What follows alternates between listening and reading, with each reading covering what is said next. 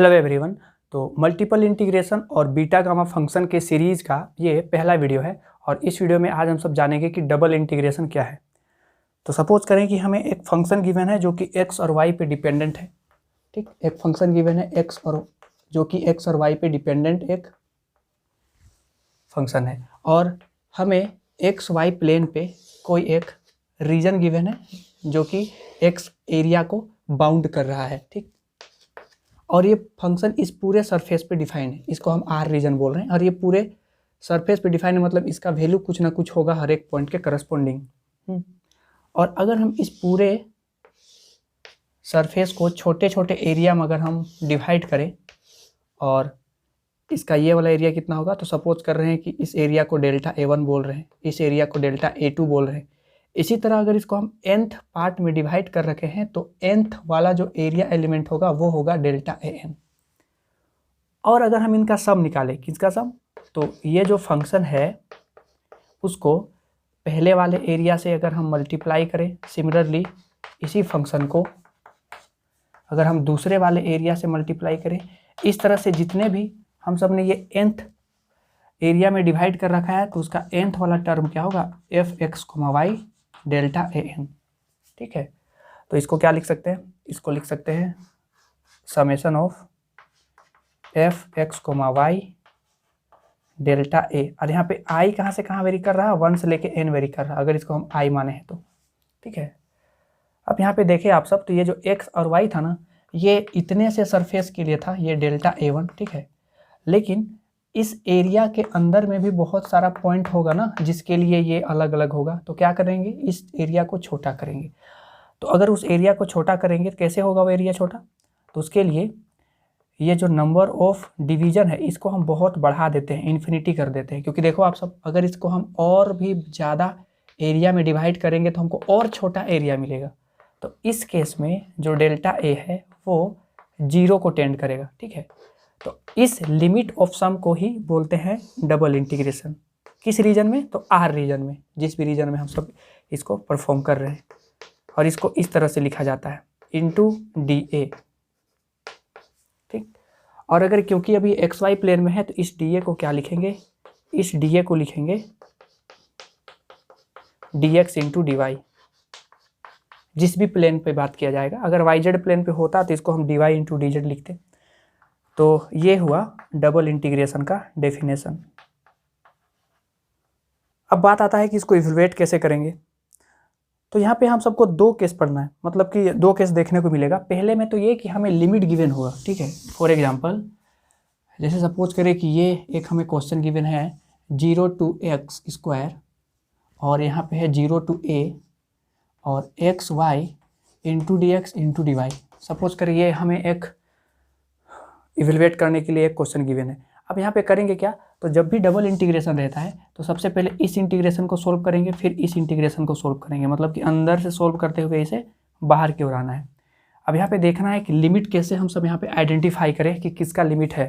तो double integration के case में देखो आप सब, या तो x का फंक्शन होगा या तो y का फंक्शन होगा। ठीक है, जैसे अगर हम x + y = 0 कोई भी एक रैंडम सा x y से रिलेटेड कोई फंक्शन ले रहे हैं, तो अगर हम इसमें x = लिखना चाहें तो ये -y होगा, मतलब कि एक फंक्शन है ना y का।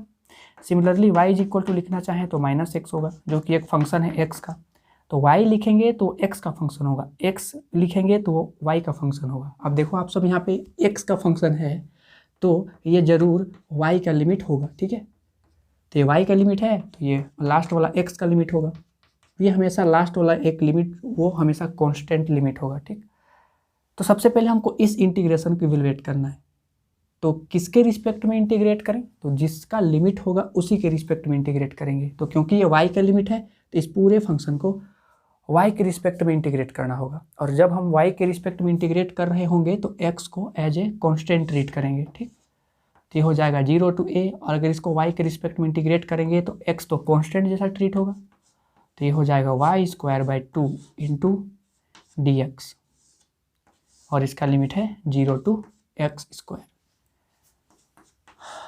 अब अगर लिमिट पुटअप करें तो क्या होगा, x² है ना, तो x⁴ और एक 5, x⁵ by 2 इंटू DX। और इसका इंटीग्रेशन x⁴ और इसका लिमिट कहाँ से कहाँ तक है 0 to a। तो अगर हम a पुटअप करें तो होगा a⁴ ठीक है, ये आंसर होगा। सिमिलरली एक और क्वेश्चन देखते हैं इसमें। तो सपोज करें ये क्वेश्चन हमें गिवन है। अब आप सब देखो यहाँ पे, तो ये 0 से a² - y है, मतलब ये y का फंक्शन है ना, तो ये जरूर किसका लिमिट होगा, ये x का लिमिट होगा। तो इस फंक्शन को क्या करेंगे, x के रिस्पेक्ट में इंटीग्रेट करेंगे। तो ये क्या हो जाएगा dx, क्योंकि dy तो अभी x के रिस्पेक्ट में इंटीग्रेट करना है, तो dx का इंटीग्रेशन होगा x और इसका लिमिट है 0 to √a² - y, ठीक, इंटू dy। अब ये क्या हो जाएगा, तो ये होगा 0 to a, अगर लिमिट पुटअप करेंगे तो ये हो जाएगा a² - y इंटू dy, ठीक। अभी इसका इंटीग्रेशन क्या होगा, तो आप सबको पता हो इसका इंटीग्रेशन क्या होता है, इसका इंटीग्रेशन होता है y √a² - y/2 plus a/2 sine inverse y/a, ठीक। और इसका लिमिट कहाँ से कहाँ तक होगा, तो 0 to a। अगर पुटअप करें यहाँ पे लिमिट, तो अगर a पुटअप करेंगे तो ये 0 हो जाएगा, और अगर यहाँ पे a पुटअप करें तो साइन इनवर्स 1, तो ये हो जाएगा a/2 इंटू साइन इनवर्स 1, और अगर 0 पुटअप करेंगे तो सारा 0 हो जाएगा। तो इसका आंसर क्या हो गया, a/2 इंटू और साइन इनवर्स 1 क्या होता है, तो π/2 होता है। तो इसका आंसर आ जाएगा πa/4, ठीक। तो अगर हमें लिमिट गिवन हो तो हम इस तरह से सोल्व करेंगे, और अगर लिमिट गिवन ना हो तो वो लिमिट जो होता है हमें इनडायरेक्ट वे में दिया रहता है, तो इसको क्वेश्चन के थ्रू समझते हैं। तो सपोज करें ये हमें एक क्वेश्चन गिवन है कि evaluate surface integration of this where, actually में डबल इंटीग्रेशन है, किसी एक रीजन पे हमें इसको इवेलुएट करना है, तो उस रीजन में करना है, इसीलिए यहाँ पे R लिखा हुआ है। और वो R रीजन क्या है, तो R is the region of the circle. ये तो हमें एक सर्कल का रीजन दिया हुआ है और इसमें लिमिट भी दे रखा है कि x जो होना चाहिए वो 0 इक्वल या फिर 0, इसको प्लॉट करते हैं। तो हमें एक सर्कल गिवन है, ठीक, और एक्स वाई एक्सिस पे, क्योंकि उसका सेंटर 0 0 होगा, ठीक है, ये होगा x एक्सिस और ये होगा y एक्सिस, और इसमें लिमिट हमें गिवन है। लिमिट कितना गिवन है, तो इसका रेडियस हम सब पता कर सकते हैं, तो इसका रेडियस होगा a यूनिट का। तो ये कोऑर्डिनेट होगा a,0 और ये कोऑर्डिनेट होगा 0, a, ठीक है। और क्या दे रखा है हमें, x इज ग्रेटर देन और इक्वल टू 0, तो x इज इक्वल टू 0 ये लाइन होगा ना, और x इज ग्रेटर देन 0 बोला है, मतलब कि ये पार्ट हम सभी को कंसिडर नहीं करना है, ठीक। Similarly y is equal to 0 ये लाइन होगा, और y भी पॉजिटिव बोला गया है तो वो ऊपर वाला पार्ट होगा, मतलब कि हमें एक क्वाड्रेंट पे इसको क्या करना है, इवेलुएट करना है। तो अब इसमें इवेलुएट कैसे करेंगे, तो ये जो कर्व है इसका इक्वेशन है x² + y² is equal to a², ठीक है। और हमें इस डबल इंटीग्रेशन को इवेलुएट करना है इस R रीजन पे, xy into dx into dy। तो यहाँ पे लिमिट गिवन नहीं है, क्योंकि अगर लिमिट गिवन होता तो आप सब इसे सोल्व कर लेते जैसे पिछले क्वेश्चन में किए थे। तो इसमें लिमिट कैसे लिखते हैं, तो हम यहाँ छोटा सा स्ट्रिप लेते हैं, एरिया स्ट्रिप लेते हैं, ठीक है। या तो आप y एक्सिस के लॉन्ग स्ट्रिप लो या तो x एक्सिस के लॉन्ग लो, दोनों ठीक है। हम अभी यहाँ पे y एक्सिस के लॉन्ग लिखते हैं, स्ट्रिप लिए हैं, तो जिस एक्सिस के एलोंग स्ट्रिप लेते हैं उसी का लिमिट पहले लिखते हैं। तो देखो आप सभी स्ट्रिप कहाँ से कहाँ वेरी कर रहा, 0 to दिस। अगर ये लिमिट हम यहाँ पे लिखते तो इसका लिमिट कहाँ से कहाँ तक होगा, 0 to यहाँ पे। अब यहाँ पे देखो लगातार चेंज कर रहा है, मतलब यहाँ पे कुछ फंक्शन होगा, y को जो लिमिट होगा वो फंक्शन होगा x के फॉर्म में। तो अगर यहाँ में से हम y इक्वल टू लिखना चाहें तो उसको क्या लिख सकते हैं, तो वो हो जाएगा a² - x² होगा ना, ठीक। तो सबसे पहले y का लिमिट लिखेंगे, y कहाँ से कहाँ वेरी कर रहा, 0 to √a²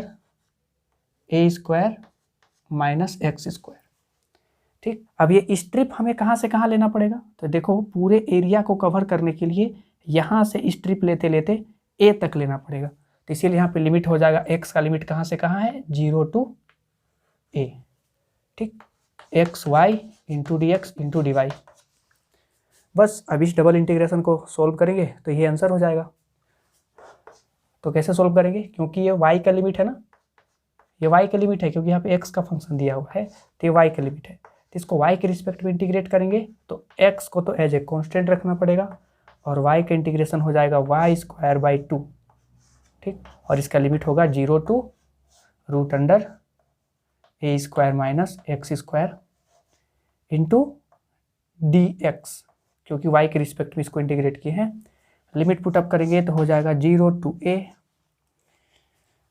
अगर यहाँ पुट करेंगे तो हो जाएगा x इंटू, अच्छा उसका स्क्वायर है तो स्क्वायर कर देते हैं, रूट अंडर हट जाएगा, तो ये हो जाएगा a² - x²/2 इंटू dx। तो अगर हम इसको x के रिस्पेक्ट में इंटीग्रेट करें तो वो होगा a² x²/2 माइनस x⁴/4, ठीक है। 0 to a इसका लिमिट है। अगर लिमिट पुटअप करेंगे तो ये हो जाएगा 1/2 और ये हो जाएगा a⁴/2 माइनस a⁴/4, ठीक है। ये हो जाएगा आंसर, इसको आप सब सोल्व कर सकते हो। तो इस तरह से हम सब क्या करते हैं, डबल इंटीग्रेशन को इवैल्यूएट करते हैं। एक्चुअली में इस क्वेश्चन को हम सब पोलर कोऑर्डिनेट का यूज करके भी सोल्व कर सकते थे, लेकिन वो हम सब पढ़ेंगे जब इसमें ही हम लोग को पढ़ना है, ठीक, कि पोलर रीजन में कैसे हम सब डबल इंटीग्रेशन को इवैल्यूएट करते हैं।